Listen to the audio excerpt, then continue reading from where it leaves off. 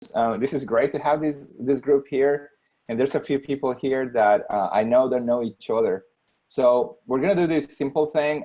It's going to be, you know, each person is going to have 30 seconds to introduce themselves, the name, what they do, and potentially what are they interested in, why are they here. And then you're gonna popcorn to someone else. So the cool thing is you can actually, I think that you can go into the chat and then see the name of the person, I believe, or not. I don't see the names now. That's weird. So if you don't know who to pass it on, then I'll pass it on. Okay, I'll assist. So my name is Antonio Montoya. I am the, I don't know how to call it, late executive director, acting executive director of Domi Station. And I am excited to have all of you here. And I'm gonna popcorn to the new executive director of Domi Station, Mr. Bill Dixon. Thank you. Yeah, I'm honored to share the role with Antonio, and I'm thrilled that you're all here. And I'm interested because we too have a PPP loan application, so I'll be taking notes. Thanks so much for the workshop today. And with that, I will popcorn to Julia, who I met on the mentor night. I think there's no other Julia, right? Hi. Yes, my name is Julia Holly. I'm owner of JH Creative. I've been a designer for 14 plus years, running my business for 7 years. So I had applied recently for the EIDL loan, and I know that's different. So I just wanted to understand a little more of the PPP loan and all the recent changes or everything that's been going on with it. And I'll popcorn to Miss Mary, since I haven't met you yet, Miss Mary Ramsey. Hi, I'm Mary Ramsey, CEO of Focus Inc. I'm actually down in Melbourne. I am a member of Groundswell down here. That's my co-working space. I applied for a PPP loan through Synovus with my old banker in Huntsville, Alabama, and we got approved in May. So that's what got me interested in this session. And so I'm gonna pop it over to Tyler. Hi, my name's Tyler Griffin. I am the SBA lender for Synovus Bank based in Jacksonville, Florida. I cover the I-10 corridor to Tallahassee, Southwest Georgia, and the I-95 corridor down to West Palm Beach. I'm pretty involved in the PPP program here at the bank, so I'm looking forward to discussing that with everybody and answering any questions you all have as best as I can with the information that we have right now. It's kind of a moving target, but I'll do the best I can.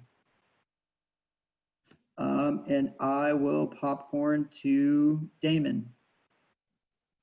Thank you. Hey, everybody, I'm Damon Victor. I am the owner and operator of Victor Technologies. I do orthotics and prosthetics here in town, and I have for about 15 years. I was able to get a PPP loan on the second wave, and I'm here, as always, with the Domi group to learn and connect with folks. And but today, to make sure I'm doing everything right on the back end of the PPP loan, and then to see if there's anything else I might be missing out on, because my business is still not back where it was as far as sales. So the EIDL, I know it's going to kind of on again, off again, but things like that I'm interested in. And next to about Chelsea. Hello, I'm Chelsea Workman. I work with the Workmans. We are a photography and videography company here in Tallahassee. We have known / been a part of the Domi crew for, I don't know, 4 or 5 years, something like that. So yeah, we got a PPP loan as well. Finally, it was a disaster of a process. But definitely just want to learn what next steps are and do it all right so that I don't mess anything up and I follow the rules. So yeah, and then we're gonna pass it to Harley. Hi, I'm the incubation program assistant for Domi Station. So I organize these weekly meetups and moderate them so everyone gets in on time and gets out on time. I don't know anything about the PPP, so I'm excited to learn some like basic knowledge about it. And I will popcorn to Matt Johnson. Hey everyone, Matt Johnson. I'm a managing partner of Johnson Venture Partners, early stage VC fund, and then also do some work with Domi on fundraising and sponsorship activities. I've helped a lot of entrepreneurs and some of my own portfolio companies receive CARES Act funding and helping steer them through the process. And Synovus, I'd like to point out, has been very, very helpful as part of this process. And so had a lot of interaction with Synovus, you know, in multiple markets around PPP and other you know, relief funding activities. So happy to have some of their representatives on the call today. With that, I joined a little late, so I'm not sure who we have left. Robert, are you Robert Blackledge? Go ahead. Yeah, absolutely. So my name is Robert Blackledge. I am working with Domi Station to help build out their programming. Personally, I'm a serial entrepreneur and love helping grow entrepreneur ecosystems. So PPP is very important to the entrepreneur community in these rough times. So I'm excited to see all the information that is being shared today. And I will popcorn to Greg. Have you gone? I have not. I am Gregg Patterson, the CEO of IMS Business, also the Executive Director of Choose Tallahassee.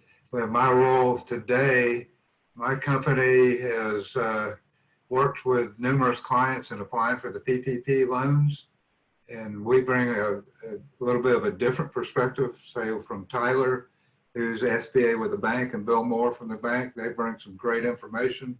I bring the perspective from just a different perspective. And I'll be joining in the Q&A, and Amy, who just joined us, I'm going to pass on to her, but she is, you know, a key member of our team. Hello, can you all hear me? Yes.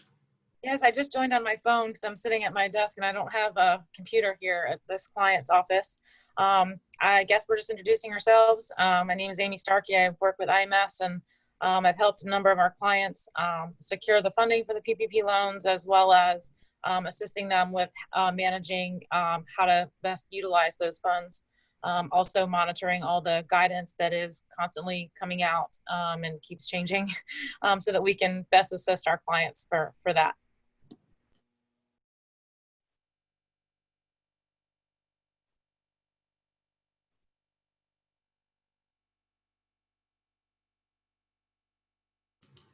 How about Bill Moore? Yes, good morning. It's Bill Moore, Market President of here locally in Tallahassee. Appreciate what Domi does for our community, and thanks for the kind words to Synovus. We're proud of what we've done. I was involved in putting out the funds, but I look forward to learning something as well, because this forgiveness process is ever changing, and I really appreciate Tyler and Greg and their input and their hard work on this presentation. And I think that's everyone, isn't it, Anton, or am I missing anybody? There's someone on the phone on 2733, ending on 2733. Oh, yeah. I think that's me. My name is Betty Proctor, and I own Obsessions Gift Shop, and I just wanted to find out more about PPE. Perfect. Chelsea, Also, have you... let everyone know that Amy's been very instrumental in the PPP program, so she may be able to pop in and help with answers to some of the questions too. Awesome. Chelsea, have you gone yet? Yeah. Okay, so I think that's it, right, everybody? Okay, so anyway, so I was going to do a more formal introduction, but I don't think it's needed anymore. With that, I know that Tyler had prepared something for us with the latest and greatest. So why don't you take it from here, Taylor? Absolutely. Let's see here.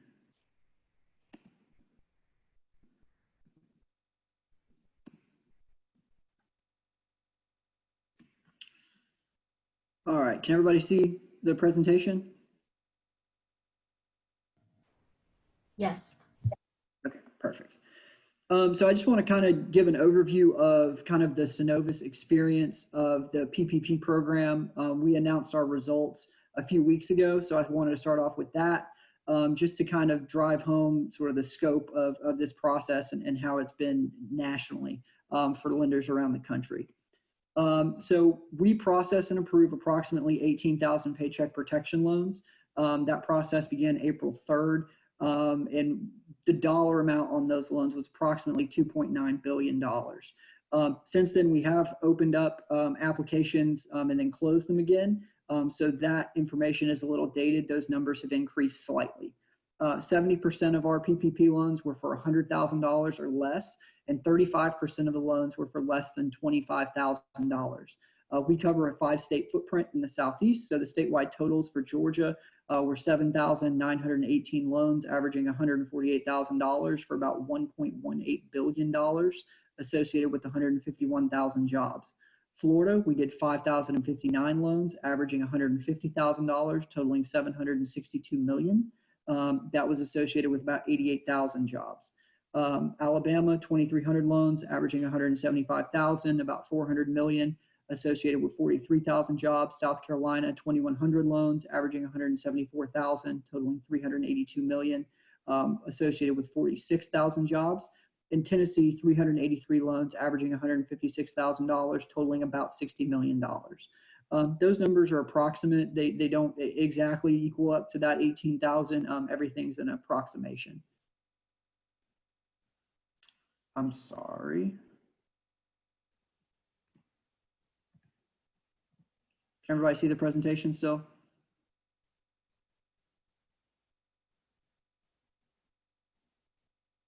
Yes, we can see it.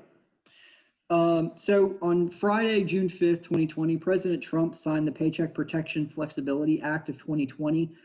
What it did was, this was the third act in a series of sort of the CARES Act bills that have come through Congress and that the president has signed into law. The first one began April 3rd, 2020. The second one came out approximately 15 to 20 days after that. And this one was signed into law on June 5th. The Paycheck Protection Flexibility Act was important in that it made several changes to the payroll protection program as it had previously existed. Just because when this was initially rolled out, it was kind of portrayed to be something that was going to be very easy, and the loans were going to get funded as soon as possible, and it wasn't going to be very difficult. And so this is kind of in response to some of the issues that happened. So essentially, it made several changes to the Paycheck Protection Program. What it did was it extended the loan maturity minimum to 5 years on all loans on a go-forward basis. So essentially, it set a date, or it drew a line in the sand on June 5th, 2020. Any Paycheck Protection Program loan that is approved after June 5th automatically has a 5-year amortization on any of the unforgiven portion of the debt if the loan is not eligible for full forgiveness. Any loan that was closed before June 5th, 2020 is still on that 2-year amortization. And so what the act allowed for was that if the bank and the borrower mutually agreed to extend that amortization from the previously agreed to 2 years to 5 years, then that amortization would be extended to 5 years. So if you got a loan before June 5th, there may be some sort of loan modification that you would have to do to modify the note that was signed previously when the loan funded. Anything after that is automatically put on a 5-year payback. It provided additional flexibility to the 75-25 rule. Previously, it was stated that 75% of the loan proceeds had to be used for payroll expenses and 25% could be used for non-payroll expenses. And that really wasn't fitting the needs of borrowers around the country. And so various banking organizations had contacted members of Congress through their contacts And so that rule has been changed to 60-40. So now 60% of the loan proceeds must be used for payroll, 40% can be used for non-payroll. It extended the origination period for the program from June 30th, 2020 to December 31st, 2020. Essentially, you were going to only be allowed to apply for PPP loans until June 30th. Well, now they've gone and they have extended that to you can apply for PPP loans until December 31st, 2020. It also extended the original 8-week period to 24 weeks for loans made after June 5th. It permits borrowers to choose to use the originally authorized 8-week period or modify their existing loan to the 24-week period if they desire. So any loan closed prior to June 5th, like we said with that amortization, the change from 2 years to 5 years, there would need to be a modification to the note to change the covered period from 8 weeks to 24 weeks. Okay, I think that's important to note because most of the loans and essentially every borrower I've talked to received their payroll protection loan prior to June 5th. So just it needs to be stated that a modification may need to be done. It extended the deferral period to the date at which the forgiveness amount is remitted to the lender or 10 months after the end of the 24-week period. So essentially, it extended the deferral period at which payments could be made or principal and interest payments could be required to the date at which the forgiveness amount is remitted to the lender, meaning that principal and interest payments will not be required on any unforgiven amount prior to the forgiveness payment being made to the lender. Or if a borrower is not going to apply for forgiveness, then at the end of the 24-week period, 10 months after that is when their principal and interest payments are due. It also expanded the safe harbor for rehiring employees by allowing that if the forgiveness will not be affected by a reduction in employees if the borrower is able to document an inability to rehire individuals to hire similarly qualified employees or to return to the same level of business activity as was operating at before February 15th, 2020. So essentially what most small business owners are running into is that if they have laid off employees, unemployment benefits have been greatly increased for people who are drawing unemployment. And so sometimes those employees are making more money on unemployment than they were when they were employed. So they don't want to come back to work. And so the problem was that for the full-time employee calculation, the number of full-time employees was going to be lower than what the average was that's dictated by the CARES Act. And so it was going to cause people to not be eligible for full forgiveness. So what this does is it expands the safe harbor provision and allows for documentation showing that an effort was made to rehire employees, or you cannot hire similarly qualified employees, or you have to be able to document that you were unable to return to the same level of business activity as a small business was operating at on or before February 15th, 2020. What acceptable documentation, for those situations, they have not given us that information yet. That's one thing that we're still waiting on clarification from the SBA and from the Treasury. There's some additional information. I think it's important to note that the financial sector as a whole has several questions pertaining to the Paycheck Protection Flexibility Act of 2020. We're still waiting answers on many of those questions. We've begun to receive answers on a few. SBA released an interim final rule just this morning, clarifying some things. But we're still waiting on further clarifications and further guidance from the SBA and the Treasury. All of the information is, of course, subject to change based on future interim rules or clarifications from the SBA or the U.S. Treasury. And I think it's important that I let everybody know that an updated borrower application for forgiveness was released this morning at approximately 9 a.m. Essentially, the SBA released 2 borrower applications for forgiveness. Originally, they released an application that was 11 pages long.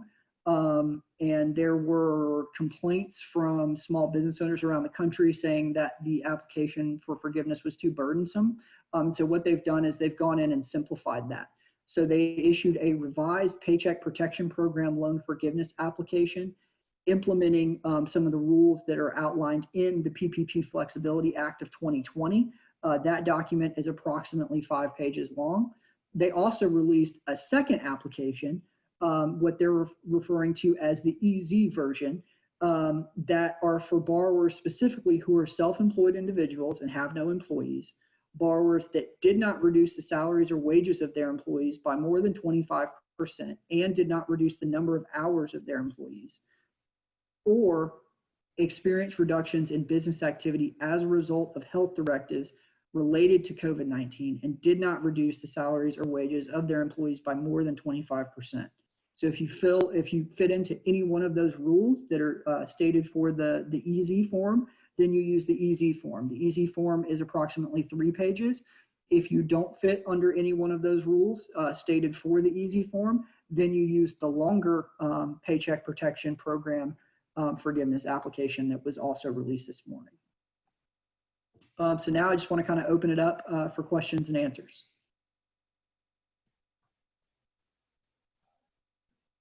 You have a question, Tyler, on that last point, the last slide. So it's not that you have to fit all of those criteria, just one. If you meet any of those for the easy. That's the way I understand it, and the reason for that being, they made the original application with sort of larger businesses in mind, those companies that were borrowing several $1 million. And when you look at the numbers of applications, those companies are few and far between. I know we received almost half of our applications in the loans we funded were for self-employed people or people that file via Schedule C, 1099 employees, things like that. And so the application as it previously existed was just burdensome for them to complete. And so that's why the EZ form exists, is how I understand it currently. Okay. And I have copies of both of those documents. I'll send them to Harley after the presentation so that she can send them out to the group. Yeah. Harley, would you mind maybe reading some of the questions that were submitted ahead of time?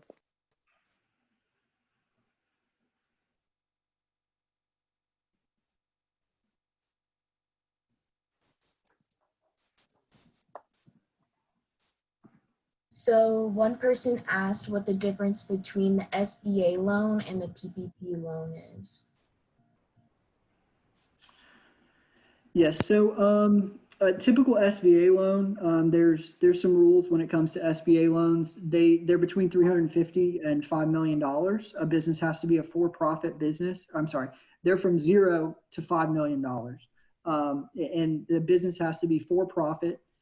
They cannot have any religious affiliation. They can't be of a prurient nature. And they have to be for profit. So 501c3s are not eligible. It has to be a for-profit business.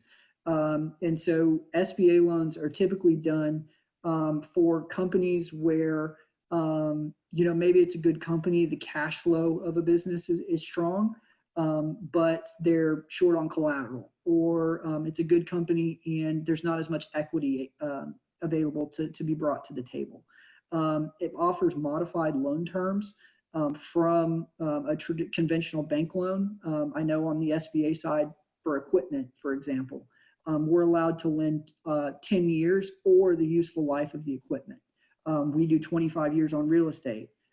For business acquisitions, or if you're purchasing another company, we can amortize that over 10 years as opposed to a 3 to 5 year amortization that you would see from a conventional bank loan.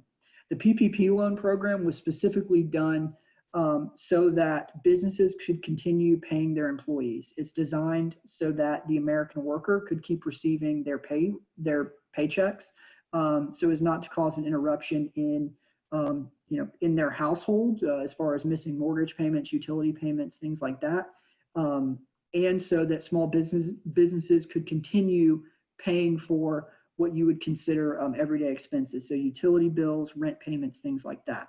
The PPP program, those loans can be fully forgiven if you meet the criteria that's set forth within the CARES Act. SBA loans are a traditional loan, so those are paid back on a set schedule, and those have principal and interest payments. The other thing, Tyler, too, is the PPP loan, you typically work with your local bank. You apply through your bank and they manage the process. The SBA loans, you apply directly with the SBA. Is that correct? So for the EIDL loans, economic injury disaster loans, that's a program where you apply directly to the SBA. However, all SBA loan programs besides that, you would apply at your bank just like you would a conventional loan.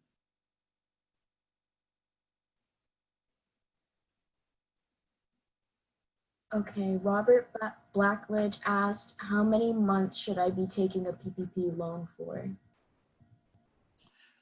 So it's for the calculation is your eligible payroll expenses multiplied by 2.5. So the easiest way to arrive at the loan payment is you take your 940 or your 941, you multiply that by 2.5, and that's essentially what your PPP loan could be for.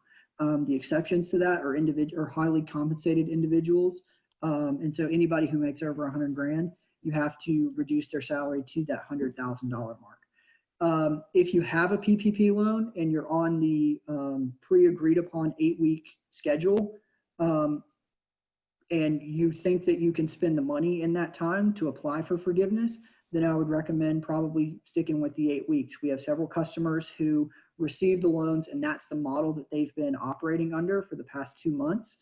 So they're anxious to go ahead and start the forgiveness process. I've talked to other borrowers who haven't even used half of their money yet. And so when they can modify their existing loan agreements and move to the 24-week model, that's what they're going to do. It's sort of, there's not a right answer across the board. It's doing what's best for you and what's best for your business. Some businesses are churning through the cash faster than others, so they're a better fit for the 8-week model. Some businesses aren't really having their regular expenses because their business hasn't come back yet, and so they're going to pivot to that 24-week option.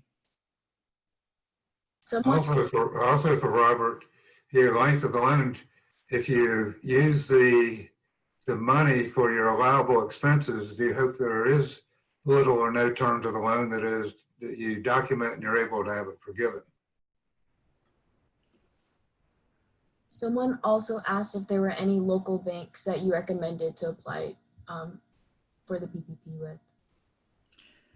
In the Tallahassee area, I'm not sure if any local banks are still accepting applications. I know we've closed our application process. There hasn't been any news on if we're going to reopen it or not. We may not. It just depends on how much money is left. As of June 6th, there was about $150 billion left. So there's still money on the table if people are wanting to apply for the program. The fear on the bank side is that if we get an influx of applications and then the money runs out, we won't be able to give loans to everybody. So we only want to open up our applications for as many people as we think we can process their loans and make sure that they get their loans funded. There's several online companies that are still processing loans. One I know is, let's see here. Where's that list we had? I think you sent me something from Cabbage. Yep, so there's Cabbage is accepting applications online, and a company called Funbox is accepting applications online.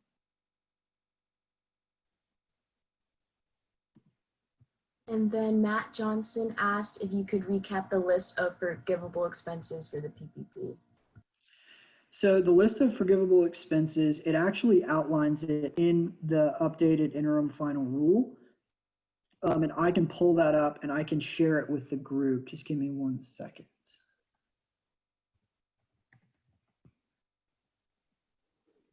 And once again, while Tyler is doing that, we will send a recap to this, and we'll probably post it also on our website as a blog post, hopefully with access to the recording as well as all these resources that are being shared. So.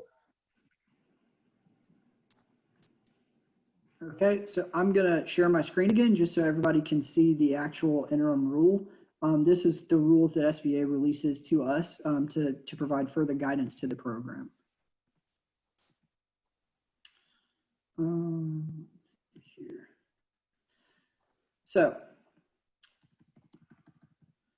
the eligible expenses are payroll costs. You can see there. Interest payments on any business mortgage obligation on real or personal property that was incurred before February 15th, 2020. Payments on business rent obligations on real or personal property under a lease agreement. Business utility payments for the distribution of electricity, gas, water, transportation, or telephone. And so that's essentially the payroll costs and the non-payroll costs that are allowable under the Act. I want to highlight something very important. We are also internet was added, right, as recent. That I'm not sure of. I would have to read It was right there. It was right there. there as after Okay. telephone said internet right there in that thing, which is super important. We paid $950 a month, way more than we pay for our utilities. So it's right there in that one. That's the first time I saw it, but I know that I was told by Amy that that was now a thing. So I know many of you were waiting for that because I was waiting for that. Yeah, so as long as essentially the expense was set up prior to February 15th, you would be able to pay for that as well. Just want to add in there too. I don't know if you mentioned this, I didn't hear it. Included in payroll costs is also health insurance, 401k expenses. So any expenses that you've incurred, the company has incurred for health insurance, as well as 401k matching expenses would also be considered part of payroll costs and can be submitted for forgiveness. That's correct. Payroll taxes are not part of that. Correct. That's correct, but I believe the SUTA taxes are. My understanding is that is the only tax that you can tack on. So most people that are applying for forgiveness will use gross pay and then can also include state taxes. Yeah, it's a federal unemployment. Correct. Most of our customers, when they were applying for the loans, we asked for their Form 940 or 941s, just because we can easily separate all those things out when we're underwriting the loans. Another question was, can you apply to more than one PPP loan? What other CARES Act loans / grants are available if you have received a PPP loan already? So you can apply at more than one lender.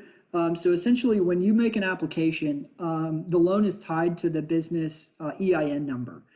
So if you applied at 3 banks and I was the first bank to process your application and I went on SBA's system, it's called the Capital Access Finance System, and I put in all of your information from your application, I hit a button, it says approved, and it gives me your SBA loan number. That's what's on your note.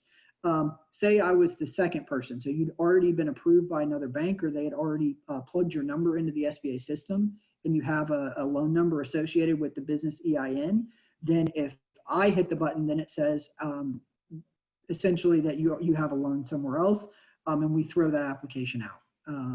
It is essentially how it worked. Or some people, we would get information that they had applied at multiple places and that the system was saying that they'd been approved somewhere else, but they were saying that they hadn't. So we had to navigate through that as well. But there's a system in place now to catch that.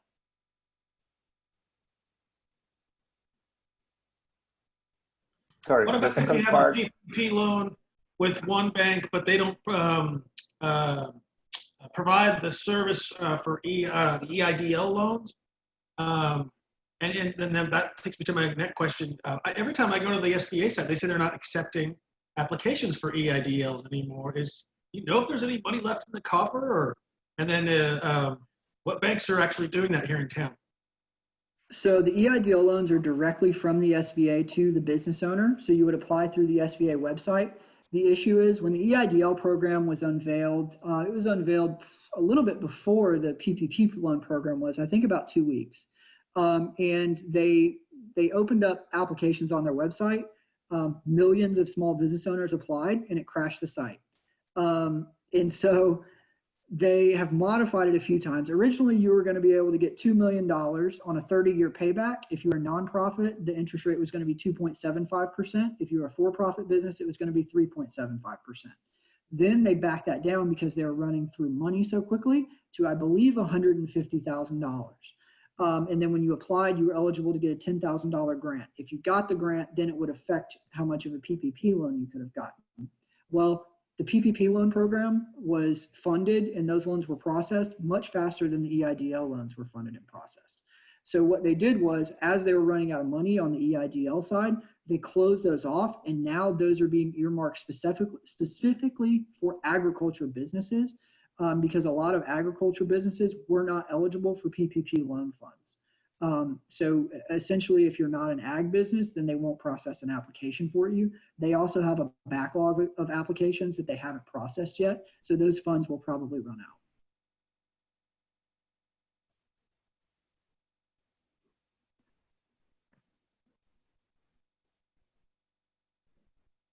And One additional thing, there's been a lot of questions is if this is tax deductible or non-tax, and there's been a bit of confusion as I think Congress intended it for it to be tax-free, but then the Treasury issued guidance that the expenses were not going to be deductible, which means it's a taxable event. But I know there's some movement in Congress as we speak to move it back so it is a tax-free event. But as it sits right now, the guidance is it is not. That's correct. There's some language surrounding that in the new act that was passed on the 5th. And essentially, the language in that act puts the act itself in direct violation of the guidance that the IRS has issued. So I'm not sure exactly what's going to happen, who's going to more or less win that argument, the IRS or the Treasury. But I would assume they're going to release guidance on that fairly quickly because that is a very big deal for small business owners around the country.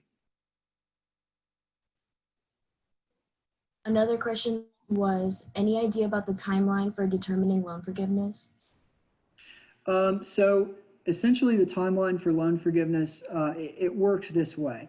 The borrower forgiveness applications that they just published this morning, you would complete that and submit it to the bank that issued your PPP loan. The bank has 60 days to process that application. Once the bank processes that application, we as the lender have a forgiveness application that we have to complete and submit to the SBA. The SBA has 90 days to approve, deny, ask questions about those applications using your application and the documentation that you provided and our justification for making the decision. And then in that 90-day period, that's when they approve, deny, or modify the forgiveness request and cut the bank a check back. I don't anticipate banks will take 60 days. There's processes in place so that we're going to be able to move pretty quickly on our applications. But I think the SBA side will take the 90 days, if not longer, just because of the influx of applications they're going to get. They're going to have several hundred million of these that they're going to have to process. And so that's going to take time. So it could be a 150-day process, if not more. I have a somewhat related question, and I think I would like to hear both, from the bank side and from the accounting side. It's a situation that I think is happening to us.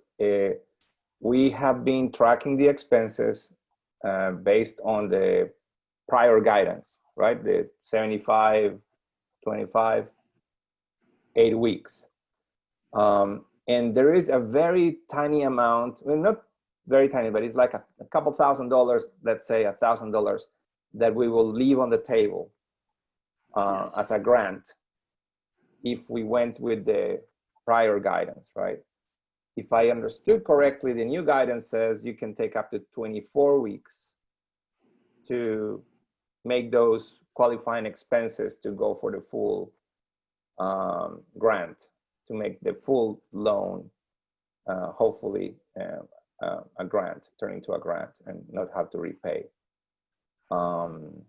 What is the situation? I mean, like, what would you recommend, and what is the process to shift from like the 8-week to the 24-week, if it makes sense to do that? And Antonio, that could get very complicated. We're addressing that with many organizations that started out with the 8 weeks and do we flip to the 24-week? And there's a bit of a concern that the impact of the FTE, full-time equivalents, and not knowing what the economy is going to be doing in the second half of this year, and we're hoping it works out well. So I think, as far as I'm concerned, we're still waiting on some additional guidance. Do you have any comments on that, Tyler? I would agree. I have a few concerns about that, just sort of conceptually. My biggest concern is, say it's not going to take you 24 weeks to make all your expenditures, and you spend your PPP money in 16 weeks or 12 weeks. And it says you have to spend 60% of the funds on payroll, and you need your full-time employee count to be where it needs to be at the end of the 24 weeks to be eligible for full forgiveness. So you're out of PPP money at week 12.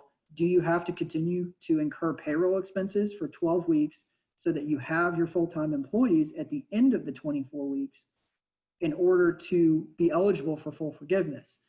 If that's the case, and you can't do sometime between 8 and 24 weeks, you have to wait for the full 24 weeks, then you're going to be coming out of pocket for a lot of payroll expenses over those 12 weeks that you don't have PPP loan funds for. And so that's something that just me personally, I'm waiting on guidance for, because right now it says 8 or 24. It doesn't say between 8 and 24. So there needs to be some sort of additional guidance issued by the SBA and the Treasury stating that how that's going to be handled, because you don't want to give somebody enough money to make payroll for 17 weeks and then they have to come out of pocket for 6 more before they're eligible for forgiveness. I also quick follow-up, and Amy may have the answer in advance.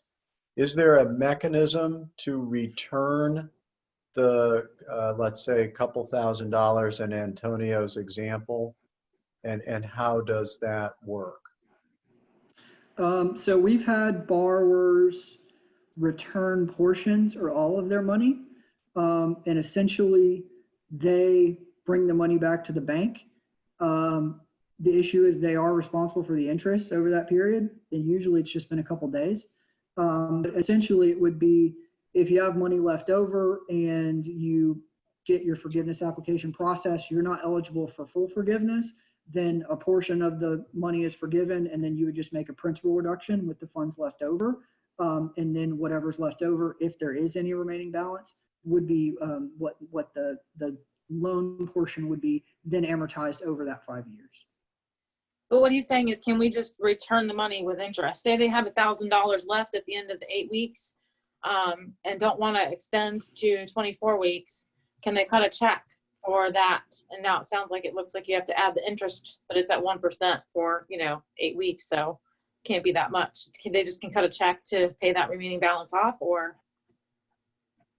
They can, yes.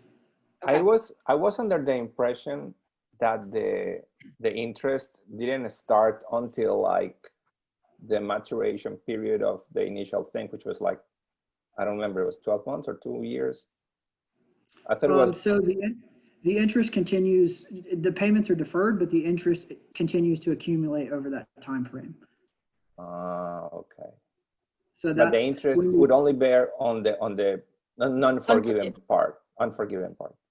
Okay, makes sense. So the interest is calculated on the full loan amount, and then when we process the forgiveness application, if you're eligible for full forgiveness, then the forgiveness amount would be the outstanding principal balance plus the interest over the covered period. So the interest is paid regardless for the whole covered period on the full amount of the loan. So I misunderstood that as well. My understanding was that if you were forgiven for that piece, say you're forgiven for 95% of the loan, you're not paying interest on 95% of that. Was that an incorrect assumption? The forgiveness check that the SBA cuts back to the bank has the interest in it. So it's the principal plus the interest. Okay. Okay, I'm sorry, I still don't understand. Are you saying that the company, the recipient of the PPP loan money is responsible for the interest during the covered period on forgiven and unforgiven pieces of the loan? So if you're eligible for full forgiveness, the forgiveness check that the SBA cuts back to us will have the accrued interest in it. So it'll be But what if the you only get outstanding 90? principal balance. What if it's 95% forgiven? Then it'll be the 95% forgiven plus the interest. And then you'll have the 5% outstanding, and then it would be whatever the interest is on that 5% is what would be outstanding. Does that make sense? So you're only paying interest on the unforgiven piece. That's my understanding right now, correct? Okay. The other question that I was going to bring up a minute ago in regards to the extension to 24 weeks from 8 is if they were to do the extension, which we don't know, exactly how they have to elect that yet. Are they allowed to do an extension and just have only submit for that additional time rent? Say they're already at 80-20 or, as far as their allocation of the loan, and they're no way going to reach that 60. They're not going to get to that 60%, bottom, right? They have more money to spend on rent and still be within that threshold.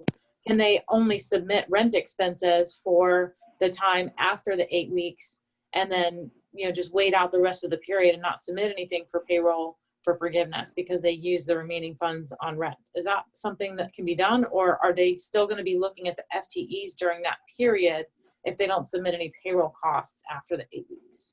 Do you know? They will still be looking at the FTEs at the end of the period, which is an issue that I think needs to be addressed. How they're going to address it, I'm not sure. Yeah. I have a question. Julia, please. Just to follow, and I know, I'm not sure if Robert's question was answered already. I know he put that in a while about this percentage of our home square footage. And because I also have a home office, so I'm curious about that, the answer to that. And also just to add, my parents had applied for several of these applications, and they live in California. They got approved for EDD loan and an EIDL recently, and they brought my attention to the EIDL. So that's why I applied again, because they recently updated their website. So I guess my question is it possible that there's going to be like a ramification if you've been approved for all these loans and the funds went through? Is there anything that's going to happen after that they need to worry about, or and what loan is better than the other, I guess? As long as they adhere to the stipulations of the programs, I don't believe so. But when it comes to government guaranteed lending as a whole, just on the SBA side, documentation is everything. So as much documentation and as good of records as you can keep for this, the better. I would keep bank statements. I would keep copies of canceled checks. I would keep payroll records, payroll receipts, anything you can keep to document where those funds went, to show that they were used for what you're stating they're used for. I think can only be to your benefit and to any borrower's benefit.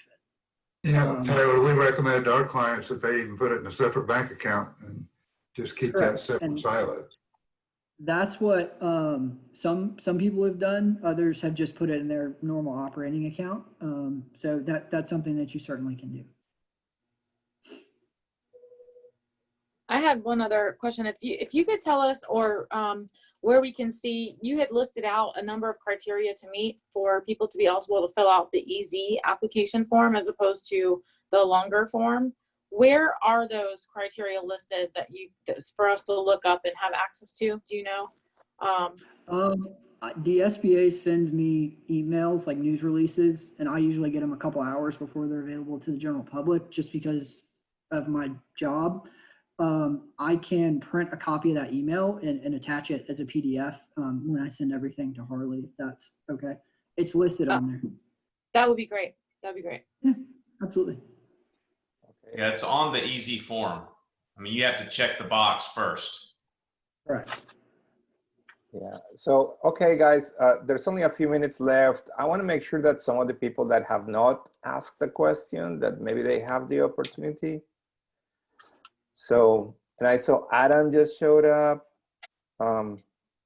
Chelsea, I haven't heard you. Mary. So if anyone has a question.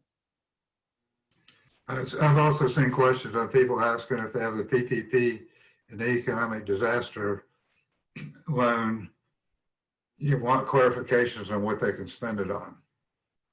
My understanding that PPP is strictly payroll and the covered expenses that we discussed earlier, and the actual loan is used for other expenses. Is that correct, Tyler?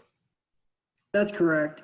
Essentially, if you receive an EIDL loan, you can use the EIDL loan for the same things you can use the PPP loan for. I would just recommend, like I said before, you keep very detailed records just to be able to prove that you didn't pay the same month's payroll using both loan programs. Because if you do that, things get tangled and they get very confusing, and that could affect forgiveness. And if, I mean, SBA comes and wants to do any audits or anything like that, I think just having everything clearly illustrated and broken out to show this is the amount of money we spent on payroll. It came from this bank account. This is where you can see the deposit being made. This is where we're burning through the cash, that type of thing. And then on this day, we were finished spending our PPP loan funds. On this day, we began using the EIDL loan funds. Because the EIDL loan is an actual loan, and there's no forgiveness component, I would say use the PPP loan proceeds first. Once you've done that and kept as detailed of records as you possibly can, I would then switch to using the EIDL loan proceeds. Okay. One thing I don't think we've answered is come up there is home office expenses. And I believe you have to have a lease. Is that correct? To be able to deduct, or I'm a little unclear on home office expenses on there being used for. I'm unclear with them as well. Just from what I know about traditional SBA lending, I believe there would need to be some sort of lease in place in order to count it as actual lease payments. Just because when you take funds that are intended for just in the spirit of the act, when you take loans that are supposed to be used for employee payroll, even if you're a self-employed person and have a home office, anything like that, and then you take those funds and pay a personal mortgage for them, I think that SBA would say that could be a misuse of funds. I have a somewhat related question and self-serving. How about co-working? So if you are paying for a co-working space and you have a contract for the co-working, will that be something that you could apply to the PPP? I would think as long as it falls under the parameters of what would be considered a typical business lease, it should be okay. But I don't know with 100% certainty the correct answer to that. My guess is that if it falls within the parameters of a lease, it'd be okay. I have another question too. Maybe you can answer. I'm guessing that this has to do with the individual banks, but the applications, I've only just reviewed the new ones just really quickly because I just found out that they came out. I didn't see anything where it tells you the supporting documentation that you have to submit for payroll costs, insurance costs, 401k expenses. Is that going to be up to the individual banks as to what they request to support that? And in addition to that, I've got a number of clients where the payroll periods do not align with the 8-week covered period, meaning if it's a 2-week, the first, it was the second week in a payroll and then the first week of the last payroll. And so they're going to span, and it's not going to easily tie to transfers or drafts from the bank where the payroll came out. So do you have any guidance on what they're going to be looking for to be able to support that? So to the first question, my hope is that they would give us a list of documents we need to collect. On the traditional SBA side, we're given a very detailed list of documents that are acceptable and that we have to collect for every loan. However, for the PPP in the underwriting phase, they didn't give us any guidance on what was acceptable. And so we arrived at accepting IRS forms 941, 940, or payroll records from a third party, ADP. I think Paychecks is another one that was acceptable. Those were all decisions that were made by Synovus and by our credit officers within the bank, just because of when you're deciding what documents you're going to accept and which ones you're not, that's more of a credit risk and that's more of a risk appetite for the bank. Different lenders will probably be willing to accept different documents if we're not given a detailed list. But I haven't seen the list of documents that we would be willing to accept yet. Okay.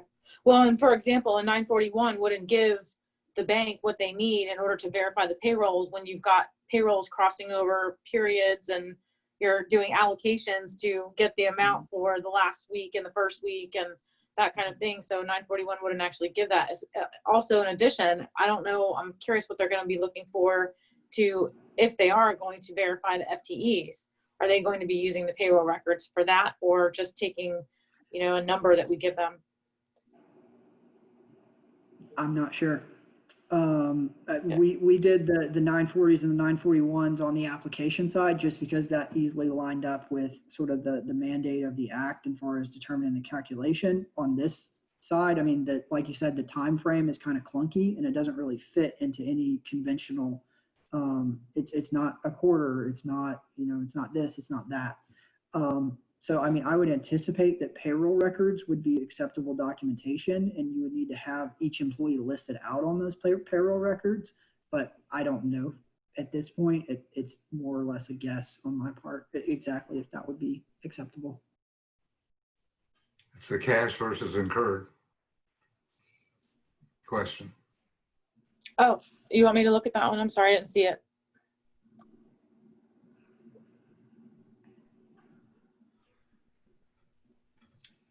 I'm just saying there's a lot of question of cash or incurred. Oh, well, I mean, that's been clarified in prior guidance is, to my understanding is they basically said it's incurred and paid, but they have also gone and said one step further is it can't be both, like you can't duplicate. So if you incurred the expense during a month and paid it in the following month, you can count the expense that you incurred in that month, but you can't count expense incurred in the next month and paid in the next month. So they've clarified that you basically it's one or the other. You're going to use what you've paid or what you've incurred, but you can't overlap. Okay, so it's 1 p.m. now. We're gonna wrap up because I want to be respectful of everyone's time. This is being recorded and it'll be posted. And I'll be sending out a recap email with all the resources that Tyler and Greg mentioned during the webinar. So thank you so much, Tyler and Greg, for presenting today. I hope everyone has a great day, and I'll be sending the recap email soon. Thanks, Harley. Yeah, thanks so much. You did a fantastic job with a complicated topic. So this was really wonderful. Thank you all.